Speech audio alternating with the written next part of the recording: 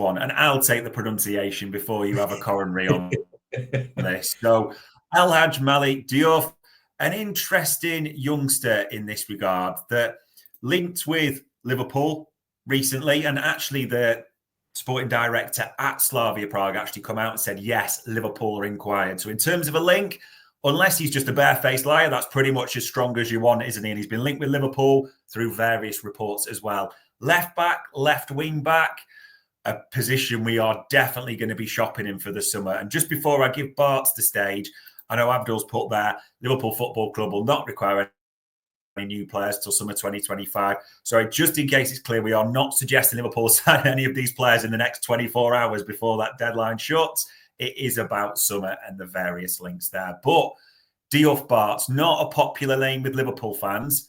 Will this target be popular? I mean, I think it's fair to start with minutes again. This is probably his breakthrough. He's got picked up, hasn't he? So he was at a Norwegian side, got picked up by Slavia Prague. And I mean, they bought him after only played started 8 games and started 15 games, sorry, and played 736 minutes. So they must have seen something on him. But this season, he's played 1,400 minutes in 18 games. That's pretty decent. 16 starts, sorry. So yeah, it's again, minutes is a bit low considering we do ask for our defenders to play. I think Slot would rather just have the same back four. Yeah. I think he's having to rotate at the moment because I think Costa's having a better season, but I'm still not sure Slot has him as his outright number one. And Robbo is Robbo. So I think he'd rather that's his back four, that's what he plays. So that means your fullbacks are going to have to play a lot of minutes. That's just a fact. In terms of what does he look like? So, I mean, I haven't got his wage up here. Just to point out, he does play for Senegal, which means he will disappear for AFCON. So you are going to need, if he plays, I don't know what his international record are, but you need to mitigate that because the AFCON are still having it in the usual period, which means in the middle of our season. So, yeah, if you've got a starting left back here every 2 years, he's going to have to play international tournament. That's fine, not knocking him, but you have to mitigate that with who you've got on your books. So what does he look like? So defensively, Ariel's one. This is a fullback, by the way, so not a centre half. That 95th percentile is still very good, though. Interceptions 82, so it's a little bit different. It's not really an all tackler. It's more of a read the game, come in, nick it, and play. The only issue I've got with blocks is you can see that the old classic BVD quote, I love clean sheets, stop the cross, that kind of thing, where you stop across the block of the ball. So that's the only thing I'd be a little bit on edge about. It's 83%. But you don't know, Slavia Prague last time I looked at it were pretty dominant in the league. So it's opportunity to do that in a game is going to be limited if you've got most of the ball. So, but Ariel's is very impressive, I have to say. If we look at how does he contribute to his team going forward? Progressive passes received. I mean, that's him receiving a progressive pass. So that's a ball that has to move 20 to 25% closer to goal. So he's got to be quite far up the pitch for him to receive that ball from the centre half or the 6. So for him to be 96% of a fullback tells you he does like to get on and join in the middle of the final third. Okay, penalty box touches, just to back that up.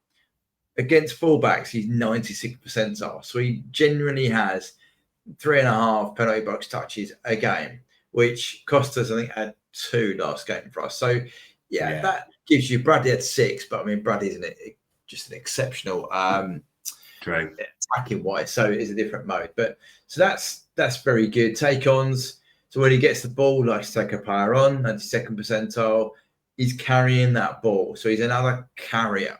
Yeah, he's going to carry that ball from defence to not. But something that we don't normally see when we do these shows is he can also play a progressive pass as well. So 96th percentile, but he's not taking a lot. So he's not he's not passing the ball a lot, but when he does, it's largely progressive. His pass completion is 16%. That's quite low considering a lot of defensives passes will be recycling play. So when you see the classic against Ipswich, where we decided just to stop playing, whereas we had a massive U in their game and just sat there and passed it across the back four. Yeah. So, yeah, that's a little bit of a red flag for me. But again, opportunity might be something different he's asked to do. If he's playing a wing back, it's going to be far advanced. So we look at what we're doing here. He doesn't score a lot of goals. Okay, fine. Not many fullbacks do, to be honest with you. Does he create XG? Yes. He's got 95% for XG. Shots 2 a game. That's incredibly high for fullback, 98th percentile. And expected goals, 95th. Now, the shot created actions, 98th percentile. That's good. That's 4 a game. So what does he do in terms of creation? He's in 94th percentile. So he's clearly an attack-minded fullback. His end product might not be quite there yet in terms of goals or assists, because he's in the 8th percentile for assists. So he's getting in those higher areas. Probably a bit like Robbo, to be fair, carrying the ball, but he doesn't pass the ball a lot, but when he does, it's progressive. Now, I thought I'd compare him with some of the other players we've been linked with. So Altnori, we've been linked with him. So Altnori is in red. It's fair to say they're a different profile player. Yeah. You know, they're a different fullback. Whereas if you look at Kirkes at Bournemouth, again, there's a little bit of overlap, but again, not really the same type of fullback. So this guy would be a different type of fullback than we've profiled. I'll come back to it, but I see Hato's another one we looked at, which again is different. Again, because Hato's more of a left side centre half in the play in and around. So yeah, there's some bits in there. If I can find Robbo, I will bring him on. But I think he's a different profile fullback than we're used to. And I think that shows you in his ability to carry that ball and make progressive passes, but doesn't make the pass that often. So that's something to be looking at. We look at some of the stuff that I've run on him. Just trying to find him now. Where have I lost my page on it? This one? No, this one. Hang on. I'll find it in a minute. So my page on him, I'm going to have to go find it. But this is good radio, this is. No, well, just while that's loaded and going for the player, it's interesting because when the sporting director's talked, he has said there's a lot of Premier League interest in the player at the same time. And he checked us, he name-checked Spurs as well. He did mention a few overseas clubs in Europe at the same time. There does seem to be interest in this boy. And I was going to say to you, Barts, with this boy specifically, Diouf, almost the indications are that he started his career almost as a winger and he's almost moved back a little bit as well. But actually, when you show me his profile, there seem to be winger elements more than fullback. And he plays wing back sometimes for Slavia Prague as well. Yeah, you remember the lad at Girona? Gutierrez, yeah. I think that's a similar kind of thing. When he played against us, he actually played left wing, didn't he? So I think that you could look at those two players that we profile. See here, he's a bit isolated. This is against it's in Europe, so it's a European game, a little bit higher quality than the home league. They play very deep, which suggests he should be better defensively, but he's okay defensively, but he's not putting the blocks in. Where's he involved? He's put one progressive pass in, okay, but if he's that further forward, you want him to do a bit more, if I've been honest with you. Just trying to see if he's involved. So that's pretty much every other minute he's involved, either a touch or a pass, which is a good sign. It's just that his passing rate should be a little bit better than it is.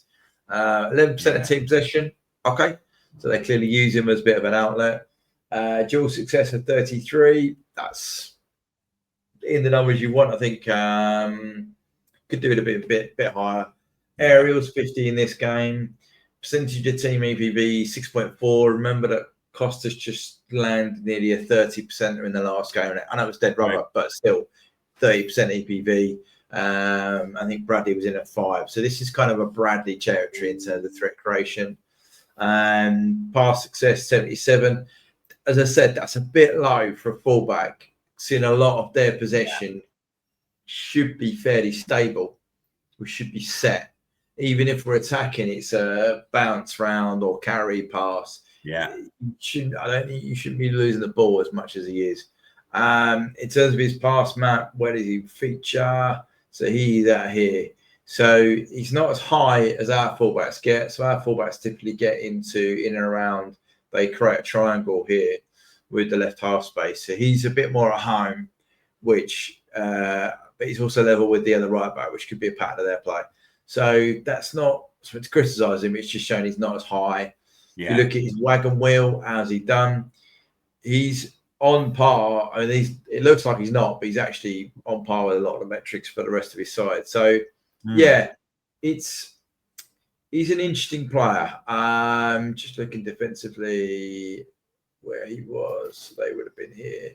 So that's not, yeah, he's doing okay.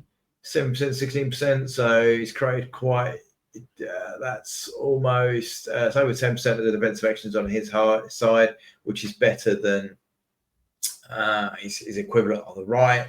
If you use the whole channel, he's done pretty well there. If we look at how did he do in terms of EPV, what did he stop? So he lost 50%, 56% of his EPV threat though, which is a little bit of a concern. So of the threat he faced, he lost 50%, 56% of that. So that's there are some bits there to like, and there are some bits there to sort of say, I'm not sure. I'm not sure. And what's the price being quoted for him?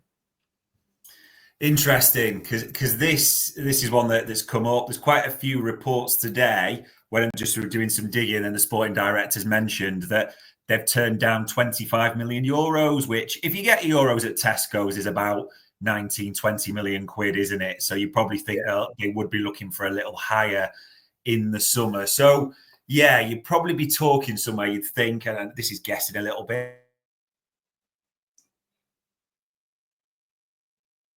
based on the top end. The one I was going to ask you, Barts, if that is the price mark, and we've done a lot of left backs now. I know there was elements of Kirkes we really liked, Robbo style at his pomp, but the price point was key.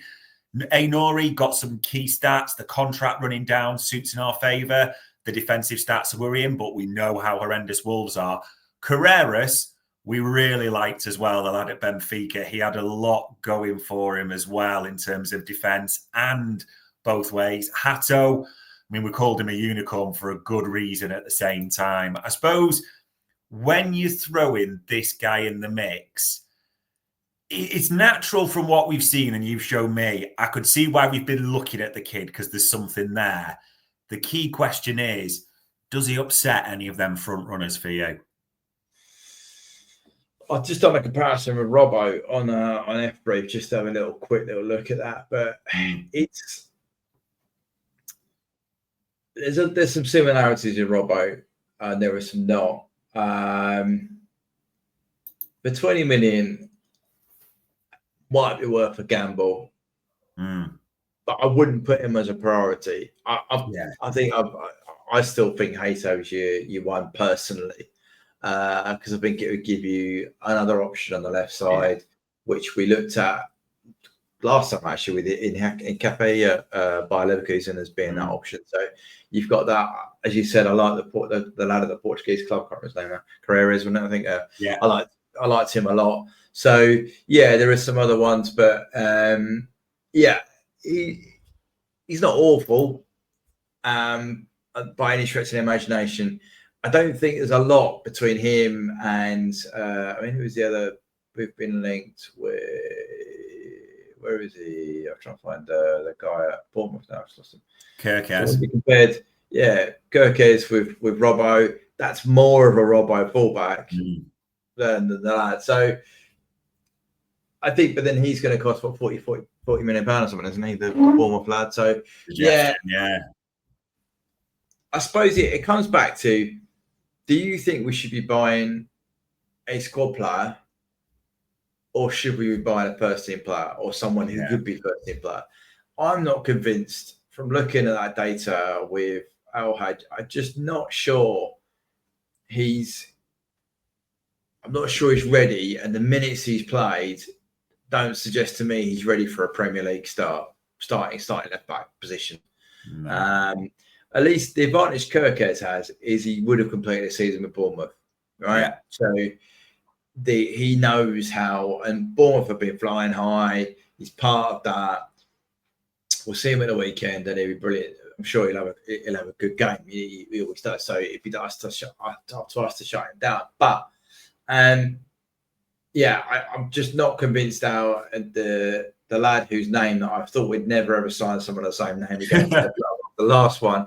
I'm not convinced. To answer that, just a simple question: do you see him starting for Liverpool Football Club next season? I don't think he's quite there yet. He might be, but for us to improve, to improve the weakest link in your side, which currently is left back, whatever anyone wants to say, for me, you've got to be signing someone who can start at left back. I'm not convinced chucking him in a game against Arsenal or City, he's going to be any better than what we've currently got. In fact, I think it might be worse.